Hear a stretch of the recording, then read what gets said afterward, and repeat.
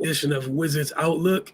We got Cardo Dudley Jr. here, Raymond Lyons. I'm Wilson Tarpage here, and positive vibes for a second straight game. The Washington Wizards get back-to-back wins.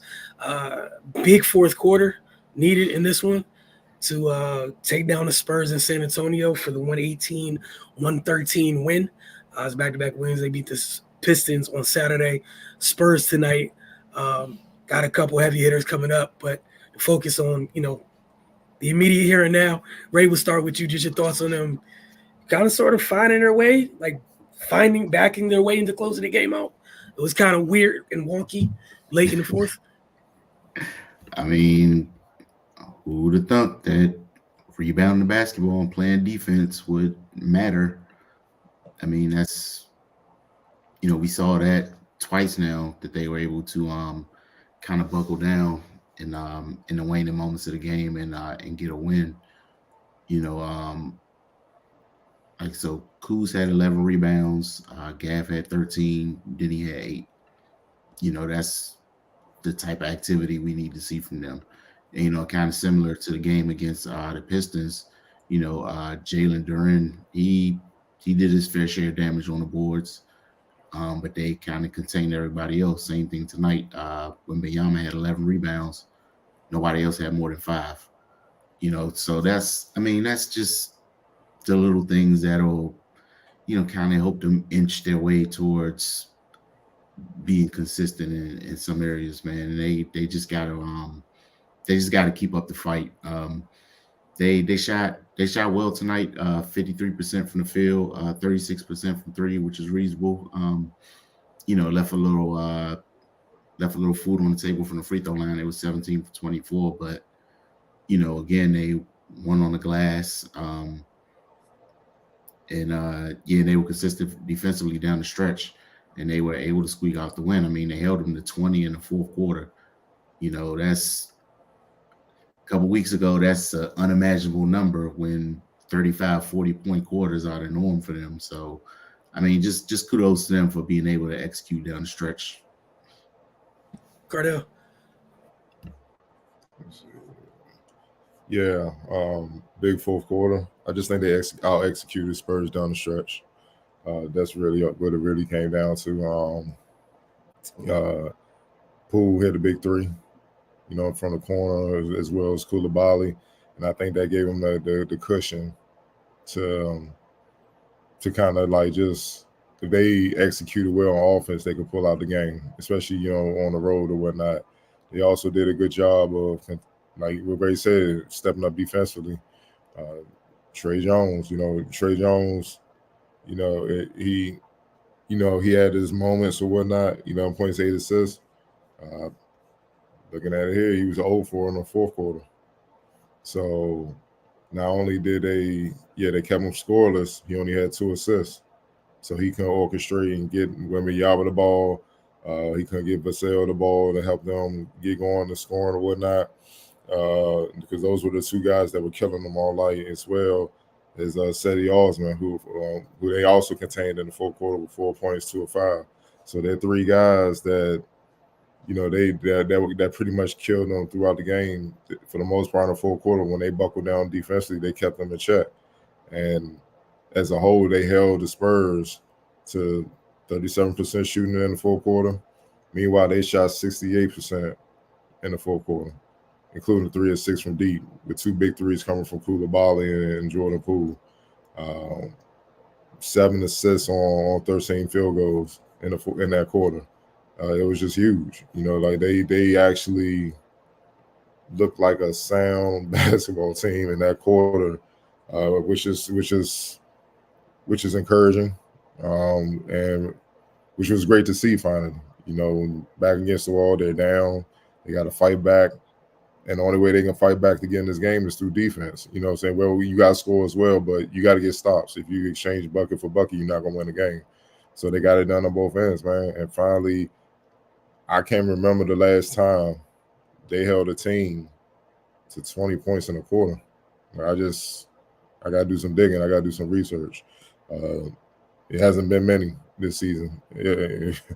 But they did it, and they did it on the road, which is even more encouraging. You know what I mean? It'd be one thing if they were at home, but you know, it's just better to see signs of them progressing towards being able to execute on both ends and being able to pull out the wins, which makes it even more frustrating that they've been able to do it for 2 straight games. When it's like, where was this throughout the season? You see what I'm saying? So, but neither here nor there, we're going to keep it positive and keep it about tonight, man. You know, they stepped up when they needed to. They got the job done. And, you know, it was good to see. You know what I mean? I think Koulibaly, he's obviously motivated, you know, playing against his former teammate. You know, he was big off the bench, 13 points, 5 or 6, man. You know, on a night where nobody really shot the ball well outside of Gaff and Denny, you know, as far as percentage-wise. Yeah, and Poole had a pretty solid night or whatnot.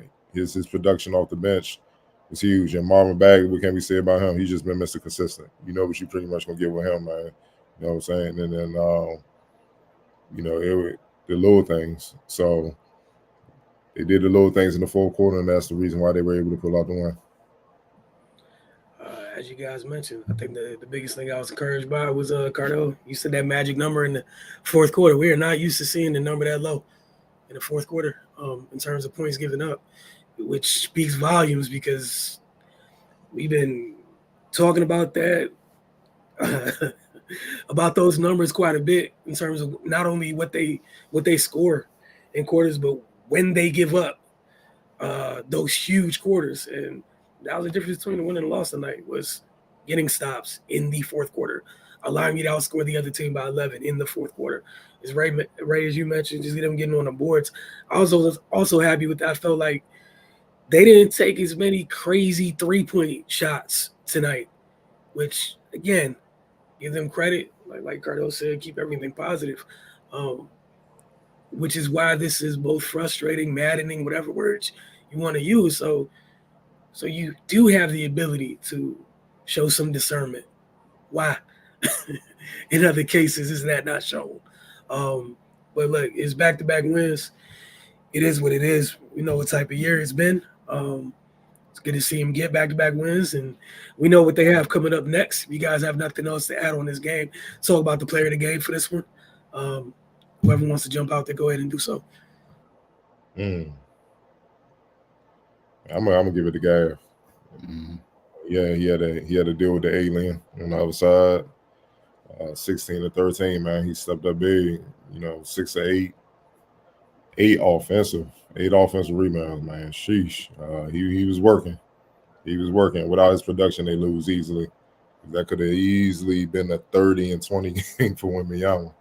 You know what I'm saying? And, you know, it seemed like when Wembanyama caught his baby hook out the air, damn near flat-footed, it woke Gaff up. Like, damn, I gotta start playing, man. Like, you know what I'm saying? So after that, he started balling, man. But he was huge. Like I said, without his production, they lose probably by double digits. Right. Yeah, no, I agree wholeheartedly, man. You know, just his impact on both ends, having to deal with what was on the other side, man. That was the difference in the game. You know, if he don't produce like he does, and you know, when Wembanyama was, I think he was 9 for 19. So, I mean, he did his part to get in his way and frustrate him. So yeah, Gav gets the nod tonight. All right, on to X Factor. I'm rolling with Koulibaly. We know what we're gonna get from Marvin Bagley. He's been consistent since he became a Wizard. They needed somebody else to step up off the bench and score, and Koulibaly stepped up, man. You know, 13 points, 5 or 6, 2 or 2 from deep, 1 or 1 from the line. Hit a big 3 in the fourth that they really absolutely needed, man. He kind of canceled out Keldon Johnson. You know, with Marvin Bagley and Osman kind of canceled each other out, and with bench point production, man. So again, you know, all about stepping up, man. Gafford, you know, he did it to try to battle Wembanyama. Koulibaly did it, you know, as a rookie on the road and whatnot, to try to offset what the Spurs were doing with their reserve production and reserve scoring as well. So I think he was big, especially late. Right. Yeah, I roll with Koulibaly as well. And they needed everything he gave tonight. Cardell pointed out the big shot at the end of the game. I mean, that's a big shot, especially for a rookie to hit. Again on the road in a game where they had to claw and scratch and fight their way back. Just for him to stay locked in, especially after he hasn't really been shooting that well recently after he started the season. A little hotter from 3-point range. Just didn't think about it, caught in rhythm, let it go, and it was one of the shots that kind of gave them the space they needed to close the game up. All right, we'll get on to some comments. Appreciate y'all for getting in here and getting the comments in early. Start with a couple of comments from IG Wainwright 80. Shout out to you. He said, good win tonight. And he had MVP for the game. He agreed with you guys for, he said, landlord. So also showing Gaff some love coming from IG. Here we got Blizzy Baby. Good W for the Wizards. If we would have beat the Jazz, we would be on a 3-game winning streak, but I'll take 2. He's choosing to keep it positive as well. That's all you can do at this point. There's nothing wrong with that, right? Kersey said, what's good, brother? Got a string of comments. Bagley changing the culture, helping Gaff. Calm down now. Calm down now. That the culture changed, and that's gonna take years. That's like you said, keep it positive. I ain't gonna say what I'm about to say. Wizards got stops when you guys are talking about the fourth quarter. It did indeed happen. Dudes always seem to do what they're supposed to do after somebody loses their job or after somebody gets traded. Why do they even need to come to that? They just figured out they needed to do that the last 2 games or something. I'm just saying, like, there's 2 championship players on the team. They didn't figure that out before. I'm just saying, bro. He said, bet your favorite numbers off the 2-game win streak. Not messing with you at all. He said, good win for them. It was, in fact, a good win. He said, sure, the fans say, see, it's West being gone. That's why they win it. Ray touched on his last game. Not commenting on none of that stuff right there. But it's good that they have back-to-back wins. And they catching teams slipping because it's all-star break time. Yep. Dudes about ready to tap out. That's why you see dudes on the edge. They need a break, dog. That's what that is too. So. And like, man, I ain't trying to play hard. I'm already making my little all-star weekend plans. We got like a week and a half off. I'm dipping, disappearing. Hey, dog, the body language on some of the top teams this past week has been horrendous around the league. Like, man, get me out of here vibes. Area 11T, with the mandate the owner put out, who do y'all think gets moved by the deadline? He also followed that up with, I'm going to let you guys think on that. Also, we were lucky tonight that Wemby doesn't fully know how to take over a game yet. His future is scary. So you guys can choose which one y'all want to tackle first. Well, man, when you 9-37, it's not like the only player I could see being safe is Koulibaly because they drafted him. And obviously they traded for Bagley and like that. Man, to be honest, everybody else for the most part, not that I'm wishing they can go or whatever like that, but they probably being discussed. Just keeping it a buck. You 9-37. They got way all options, man. Because clearly what they have is not getting it done. So, people going like y'all just said, they're like West, it's all him and all that, but it's still indicative on the players because all right, y'all got a 2-game win streak. Y'all gonna do this early? That was just 1-2. That 4th quarter, y'all were down. They came back. They held them to 20 points. Oh, y'all couldn't move y'all feet when West was on the sideline? Oh, now all of a sudden y'all can do that because y'all know the heads about the road probably. So now y'all trying to play. You know what I'm saying? It's like they treated West like the substitute teacher now, and the teacher back, the principal teaching the class now, because the GM and all those guys up top, the president, they paying extra close attention now with the trade deadline looming. Now guys want to do their jobs. So that's all that is going on, man. You know what I mean? I don't take it. Look, good win, do what they need to do, but they could have been doing this, and that's the most part. Going back to, like you said, what's been maddening and frustrating. There's no reason to be where you are record wise, short of like crazy injuries ravaging the roster. It's just unacceptable. And as for Wemby, no brainer. He just got to get stronger. He's getting all the experience right now. Once he gets stronger and he can hold his position and he can start bullying people instead of them bullying him right now, yeah, it's over. Because even with that strength, it's not even just him bullying people in the paint. He's going to be able to sustain dominance throughout a game, game to game, season to season. And, the 3-point shoot, he's not shooting well, but we all know he can hit them. I think he's shooting in the 20% range. That's going to get up in the 30s. He's going to be faster. And he's going to be rotating over, you know what I mean? Instead of like tiptoeing and getting Gafford's shot, and then he going to really be anticipating and grabbing that shit and be gone. It's going, you know what I'm saying? Even his teammates young, you know what I mean? He's going to make it easy on them for them to get him the ball. I know a lot of people criticizing them not getting on the ball, but seeing them against the Wizards week and a half, 2 weeks ago, it's not just that. He's not strong enough to hold his position. So when he's trying to get the ball, guys are pushing him out, or they are fighting around him to deny. And it's kind of iffy. He, as big as he is, it's still kind of iffy because, man, they might bump him at the last minute. He all balanced. Now it's a turnover. And then Pop looking at them crazy. You know what I'm saying? So I can see sometimes they just taking a safer route. Like, nah, dog, unless I'm sure you got that position locked down, I'm not giving you the ball. So it's a combination of things. But nonetheless, man, look, we all know what's coming.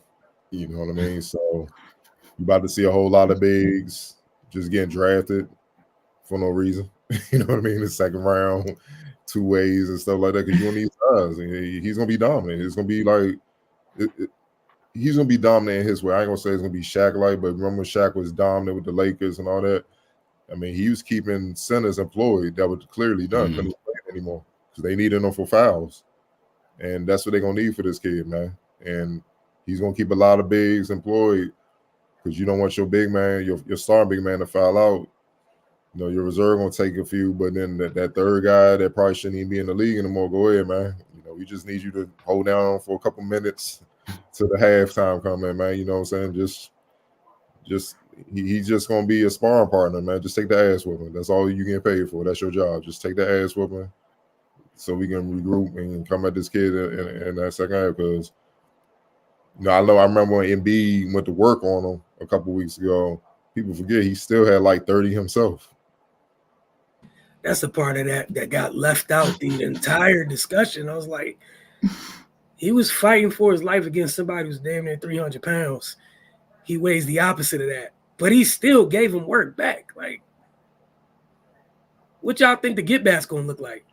Hey, bro. that's like, what I'm saying. Like, bro, Vic is 210. There are guards bigger than and stronger than he is right now. So when that is 240, 245, when it gets to that, you see what Jan is doing, right? But he gonna be 7'4" and he can shoot and all. It's gonna get ugly, man. So they better get their lumps now, dog. That's all I'm saying. Just get it right and get it while you can, because when he figures it out, it's gonna be bad. No, like you said, what he brings at 230 is going to be hell. As soon as he's able to like you said, to sustain, can't reach and bop. You can't reach it. Shout out to Antonio Luna. Appreciate you, man. He said first time watching, awesome show. Go Spurs, go for sure. I'm sure you're very happy. You got another one of those special players. The rich get richer, right? Hey, man. We'll definitely be keeping eyes on how that things go. Y'all love y'all some generational big man, huh? Must be nice. Send one to DC once in a while, man. It's all for the fish, man. Share the wealth. Yeah, man. Area 11T said the Clippers should be fun on Wednesday. Calm down. Like, they beat the Detroit Pistons and the San Antonio. See, this is what y'all do. They beat the Detroit Pistons and the San Antonio Spurs. Both bottom feeders just like them. Calm down. I think he's saying it sarcastically. I think. I hope he is. I could be wrong. I think it's sarcasm, but Calm down. Yeah, because that's a whole different world right there. Like they in championship mode. And then Kirksey was going back to what he was talking about. Now, well, not really the change of culture, bad choice of words, but it seems it helped the locker room. They just added a talented player that's hungry. You know, that hasn't been playing a lot in Detroit, and he's eager to prove. Man, he got pride. Dude was the #1 player in high school, top pick out of college. You know, has bounced around the league. People writing him off. Didn't really play in Detroit. Probably felt he should have been playing in Detroit. You get an opportunity, he's making the most of it. That's what you're seeing. Yeah, and he's making people look back at right now. He's making people look at Detroit like, what's up with y'all up there? Like, what the hell? You know what I'm saying? So you know, it is what it is, man. And yeah, and also the Clippers, they just lost the Cavs, so they're going to be pissed on Wednesday. So I got a pretty good feeling we'll be back to reality. And he said, "Yeah, it's sarcastic." He was saying, "Nah, we get all the star guards and talk about who they got to deal with in the building." I get what he's saying. Gil, Wall, Bill. I mean, we had a couple, but they don't last long. You know, once upon a time we had Big Ben, Sheed, and C-Ware, and Juwan Howard, dog. That's as good as it got. Well, outside the 70s, where Elvin Hayes and Wes Unseld seniors. Mm-hmm. So, you know, but no, that was a whole generation ago. But in our lifetime, that's about as good as it got. C-Web and all those. And, you know, I give Anton his props. You got an all-star level, Anton Jameson. He put in work too, but it just don't last long. I'm talking like David Robinson and Tim and what this potential of Wembanyama could be. Man, that's 10, 15 years of dominance. We haven't had a big like that. Yeah, those are those pillars that last, like you said, decades.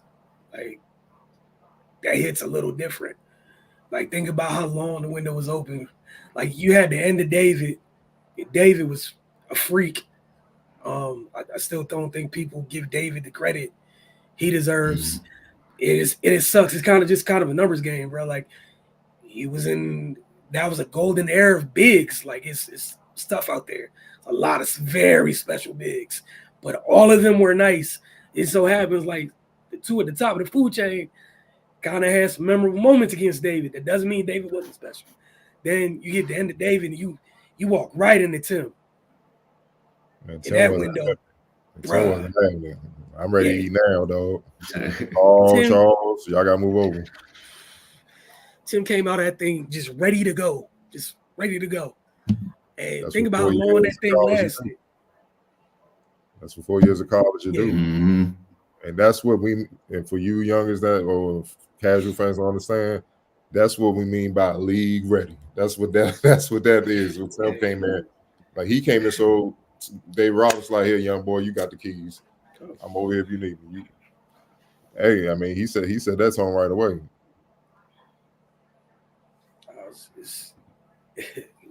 We talk about levels, right? That's the luxury they have over there. And you know, obviously, with the league in the space that is now, you get this freaking alien, and you got the what's it called? You get to count on the experience you had with the other two. Right? Like, come on, man. Shout out to you, Antonio Luna. Enjoy the next 15, 20 years, man. Enjoy it. Had a couple more comments. Had a rip shout out. Area 11T said we could have got KP to stay or got him earlier. Kristaps Porzingis? Yeah. Nah, they was gonna blow it up. You know. Oh, you mean drafting them? I guess, or maybe acquired him earlier. Were the Wizards even up there at that time, high in the draft to get him? I gotta look back at that draft, but regardless, if you mean through free agency or something like that, man, like, they blowing it up because even with KP, it wasn't gonna be enough to do any real damage. Nah, they wasn't up there. He went fourth. to New York. Yeah. They What went year, 19th. what year was it? It's 2015. They took Jerry and Grant at 19. That was the Okafor. That was the Okafor, Kelly Oubre, Towns went number one. Towns, Russell, Okafor, Porzingis, Hazonia. They booed the shit off of Porzingis, New York. Yeah. That was bad. He took it like a champ. He's talking about when he wanted to get out of NY, I guess, originally. That was years ago, but the Wizards was jumping. They was in the playoffs now. So, yeah, they ain't was really competing then. I don't think just things happen when they happen, man. And like right now, like Ray and Cardell said multiple times this year, is about, for sure that you hit on the kid you took this year, right? You feel like you hit, people comfortable with that. It's about getting more folks like that in the building going forward and trying to find your guy. Mm-hmm. And whatever shape, position, whatever the guy comes in, you try to find a guy and surround him with more guys and go forward. But that's the ugly part of rebuilds. But, that was the Gortat.